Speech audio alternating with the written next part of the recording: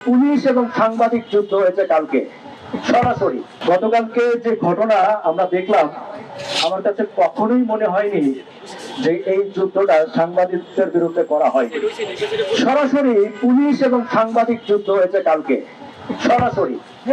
আমি পৃথিবীর কোথাও দেখিনি যে এভাবে সাংবাদিকদেরকে প্রকাশ্যে মারা হয়, তাও অহেতুক।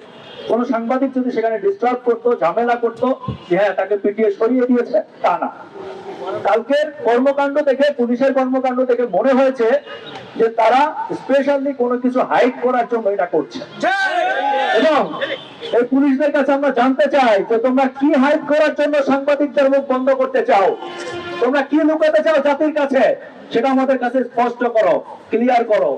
সাংবাদিকদেরকে এভাবে ফেল না ভাবলে চলবে না। আমি আমাদের সহকর্মী ভাইদেরকে বলবো, যারা মার খেয়েছেন, যারা রাস্তায় আছেন, তারা আরো 2টা করে ক্যামেরা ফিট করেন, প্রস্তুত থাকেন। এভাবে মার খেয়ে আমাদের পড়ে থাকলে চলবে না, আমাদের প্রতিবাদ করে বেঁচে থাকতে হবে। তবে আমি দেখেছি ইতিপূর্বে সাংবাদিকদের উপর যত হামলা হয়েছে, বিচার হয়নি। বিচারহীনতার একটা চরম খারাপ পর্যায়ে আমরা আছি। আর তাই তো আমি মাঝে মাঝে আফসোস করে বলি যে এই দেশে কোনোদিন ভালো সাংবাদিক পয়দা হবে না।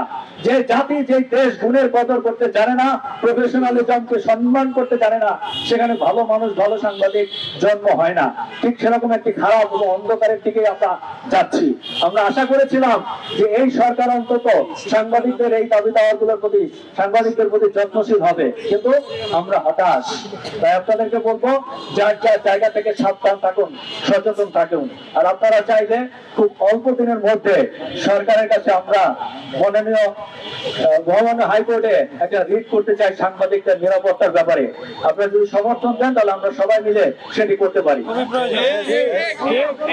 আর একটা ব্যাপার আমি আপনাদেরকে বলতে চাই, সরকারকে বলতে চাই, পুলিশ বাহিনীকে বলতে চাই, যার যার কর্মদক্ষতা দিয়ে যার যার পেশা দায়িত্ব পালন করবেন।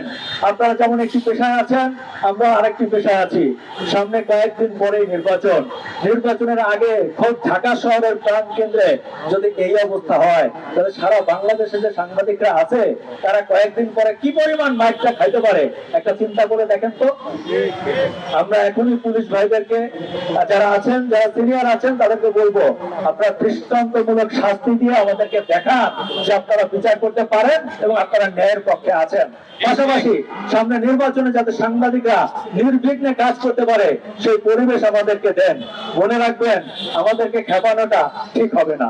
দেশের নাম্বার 1 ট্রেডিং অ্যাপ নিফটি ফার্স্টে পাচ্ছেন ট্রেডিং এর সব সুবিধা, dual exchange access, company analysis, portfolio তৈরি করা সহ আরও অনেক ইউনিক ফিচারের সাথে ট্রেড করতে ডাউনলোড করুন এক্ষুনি।